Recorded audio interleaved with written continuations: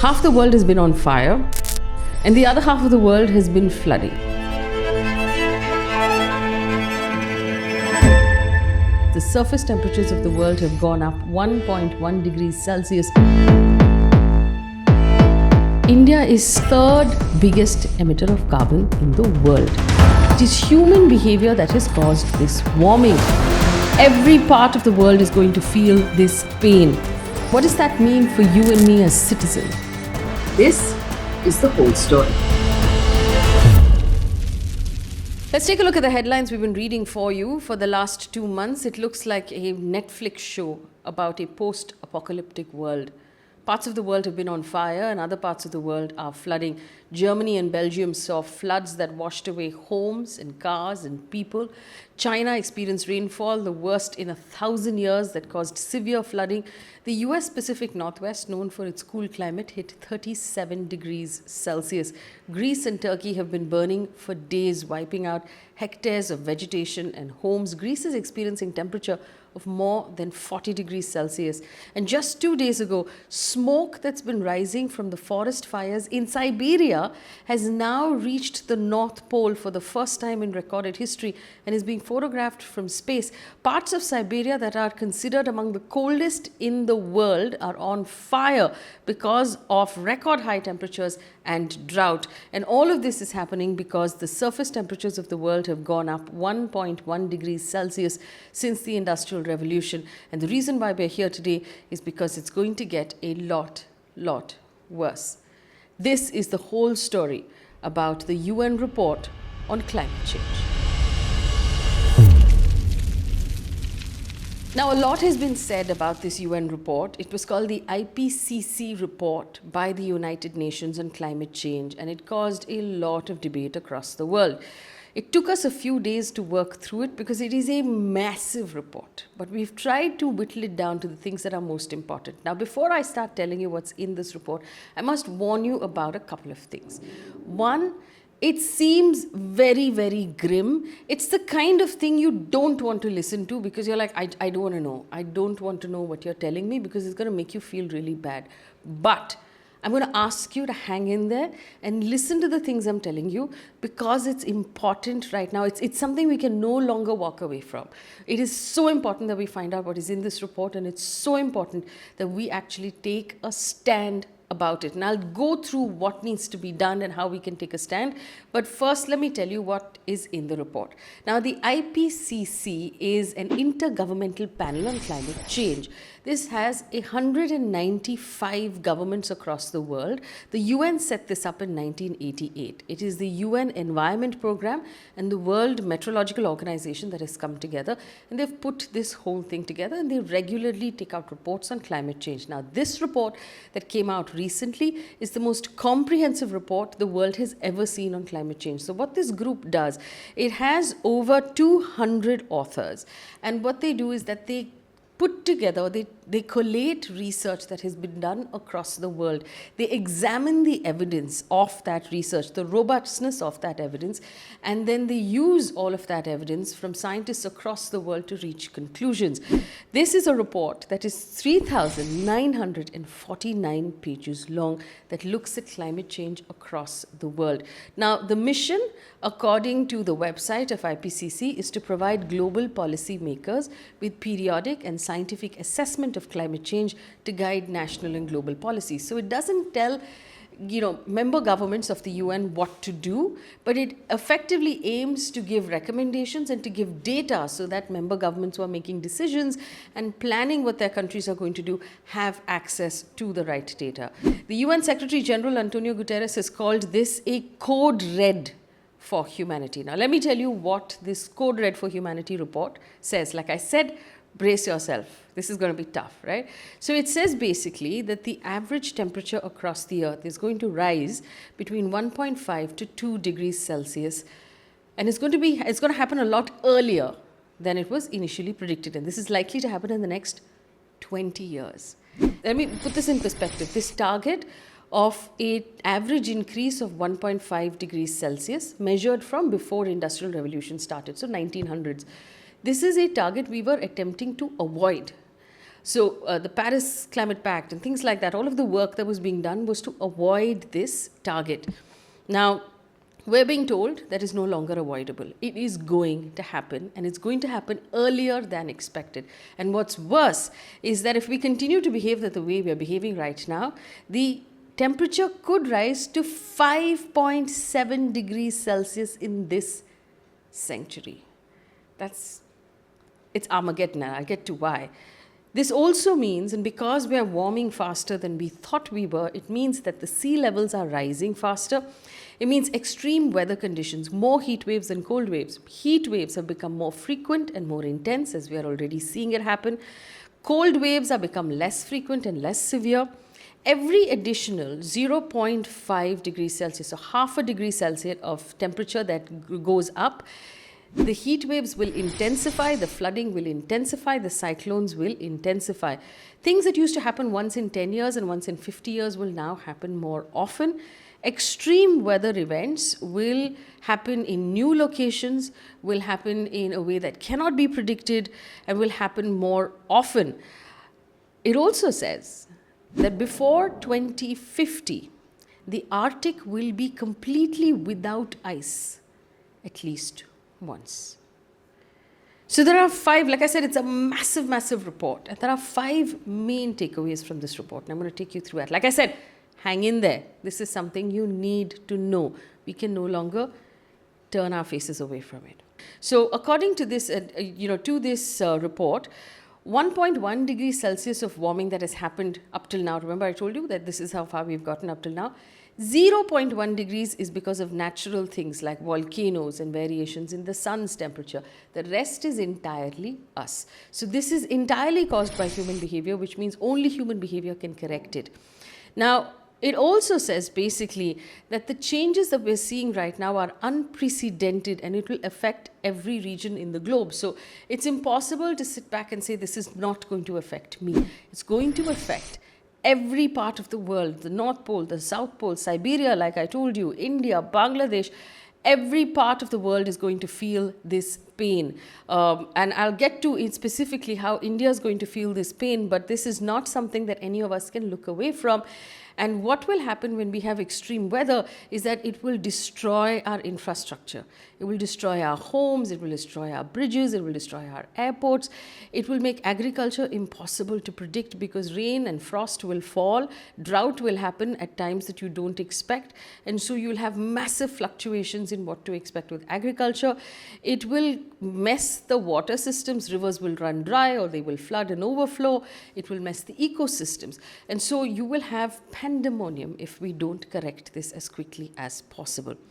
And the last takeaway, this is an important takeaway, is that every fraction of an increase, like I said, 0.5, but even smaller than that, every fraction of an increase will hit harder and make this whole thing more expensive. Now, according to the report, let me give you an illustration of what this means. Now, remember it said 1.5 is inevitable.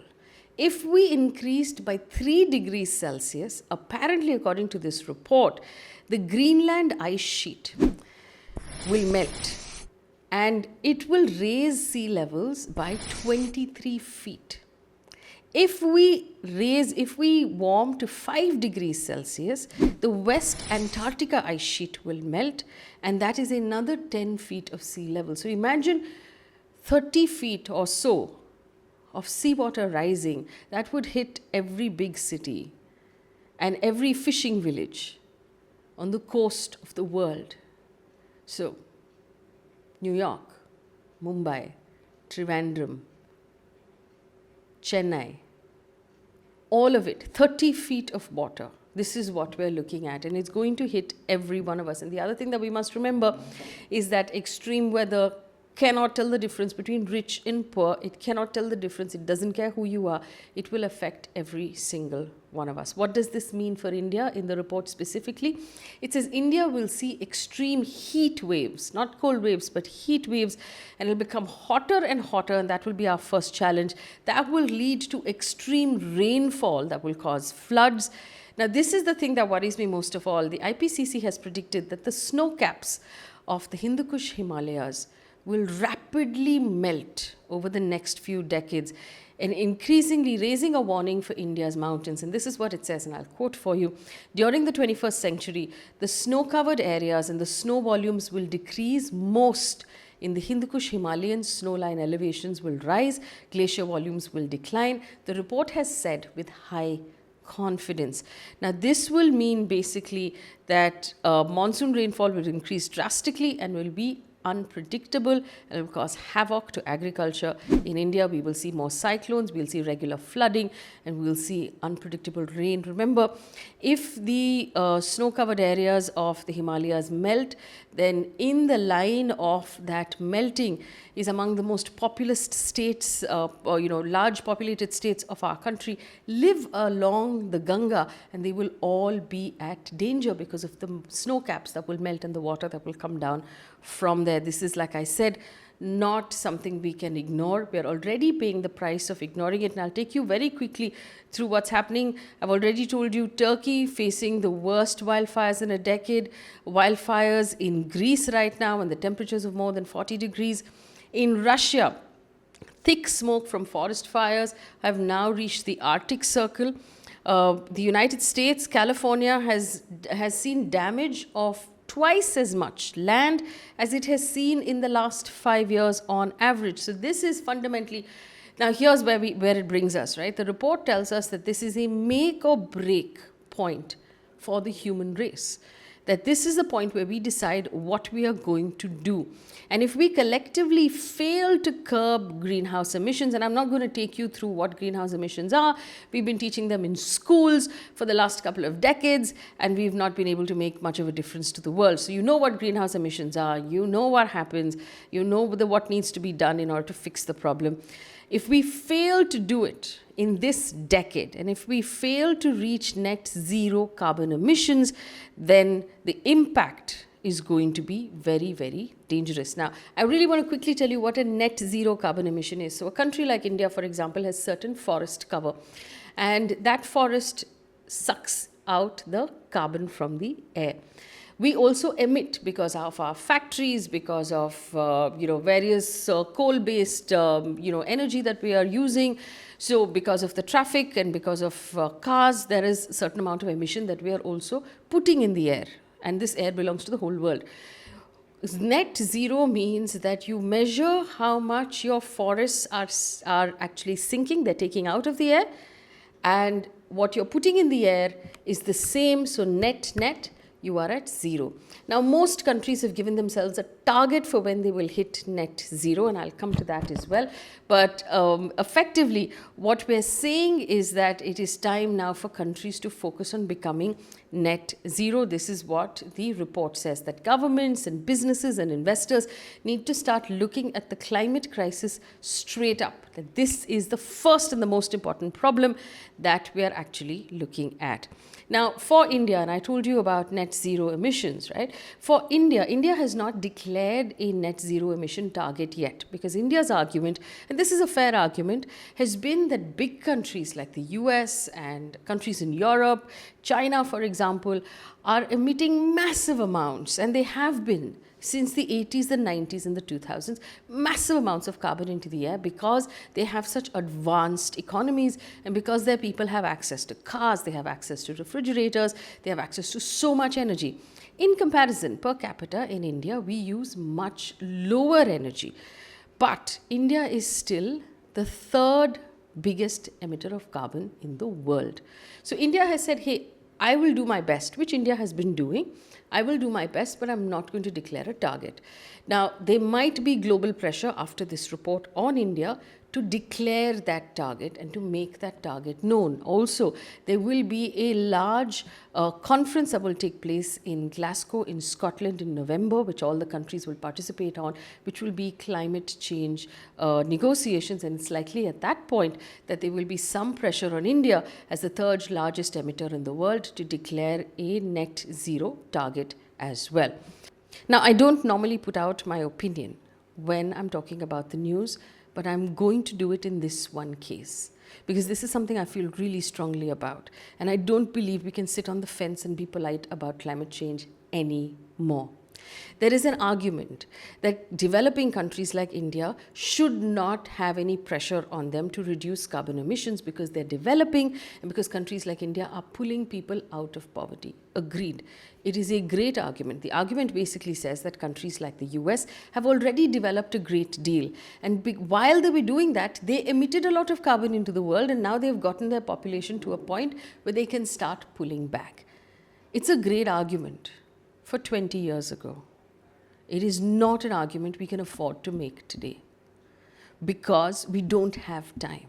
And the very people that we're attempting to pull out of poverty will be the ones who suffer the worst because of climate change, because their crops will get ruined by untimely rains, because the flooding will ruin their homes, and because the poorest people are the ones who suffer the most when there's extreme weather. So India can no longer afford to turn its eyes away or to argue that because we're developing and because we have so many poor people that we cannot be forced to actually put out a target. Now, the other thing that I wanted to bring up is what do you and I do? Because there is a sense of hopelessness, right? Because you're like, yeah, but what do I do? Switch off my AC? Is that good enough? Not run my AC in my car? Is that good enough?